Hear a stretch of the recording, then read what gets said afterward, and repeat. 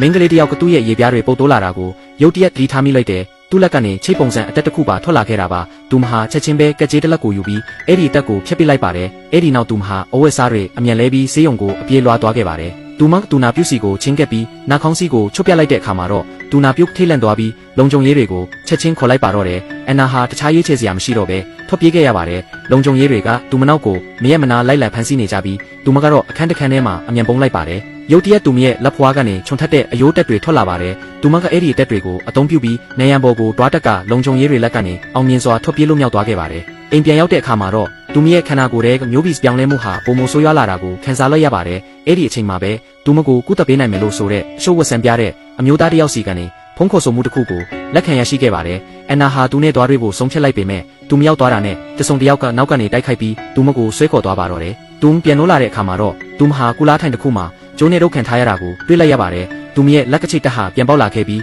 သူမကအဲ့ဒီတက်ကိုအသုံးပြုပြီးကျိုးတွေကိုဖျက်လိုက်ပါတယ်အဲ့ဒီအချိန်မှာပဲပြန်ပေးဆွဲသူတွေပြန်ရောက်လာကြပါတယ်အန်နာကတားတလက်ကိုကင်ပြီးပိုနီးအောင်မလာနဲ့ငါကိုမထိန်နိုင်တော့ဘူးလို့တီးပေးလိုက်ပါတယ်မိနစ်နှင်းငယ်ကြာမှာတော့အထူးတက်ဖွဲ့တွေရောက်လာပြီးသူမကိုရှုပ်ဝက်စကန်တစ်ခုစီခေါ်ဆောင်သွားပါတယ်မကြခင်မှာပဲသူမရဲ့နားရက်တွေကပူလောင်လာပါတယ်သူမနားရက်ကိုထိလိုက်တဲ့အခါမှာတော့နားရက်တစ်ခုသူမလက်ထဲကိုပြုတ်ကျလာပြီးအတစ်တစ်ခုချက်ချင်းပြန်ပေါက်လာခဲ့ပါတယ်ထိလန့်သွားတဲ့အန်နာဟာသူမကိုသူဖုံးကွယ်ဖို့ဦးထုတ်ပါတဲ့အင်ဂျီကိုဝတ်ဆင်လိုက်ပါတယ်မကြခင်မှာပဲရှုပ်ဝက်ဆန်ပြတဲ့အမျိုးသားတစ်ယောက်အခန်းထဲကိုဝင်လာပါတယ်သူမကိုစိတ်ငြိမ်စေးတစ်မျိုးထိုးပေးဖို့လိုအပ်ကြောင်းပြောပြီးတက်ခွဲခန်းစီခေါ်သွားပါတယ်ခိတက်ကြမှာတော့လူနှစ်ယောက်သူမကိုဘိုင်းယက်တစ်မျိုးထိုးပေးဖို့ကြံစီနေကြပါတယ်အန်နာကရုတ်တရက်ပြန်လဲတိုက်ခိုက်ပြီးသူတို့နှစ်ယောက်လုံးကိုလဲကျသွားစေခဲ့ကသူတို့တဲ့တယောက်ရဲ့လက်တွေကိုအသုံးပြုပြီးရှုပ်ဝက်တန်ခါကိုဖွင့်လိုက်ပါတယ်သူမဟာမြေအောက်ခန်းစီကိုအမြန်ပြေးခဲ့ပေမဲ့လုံခြုံရေးတွေကသူမနောက်ကိုလိုက်နေကြပါပြီခဲရကြမှာတော့အန်နာဟာမြေအောက်ခန်းရဲ့အနက်ဆုံးပိုင်းကိုရောက်သွားပြီးမျှော်လင့်မထားတဲ့အဓိကပုဂ္ဂိုလ်တစ်ယောက်နဲ့တွေ့ဆုံခဲ့ပါတယ်သူကတော့စိတ်ငြိမ်စေးကြောင်းလေးလာနေတဲ့ကျွမ်းကျင်ပညာရှင်တစ်ယောက်ဖြစ်ပြီးသူဖော်မြူလာကိုပေးဖို့ညှင်းဆန်ခဲ့တာကြောင့်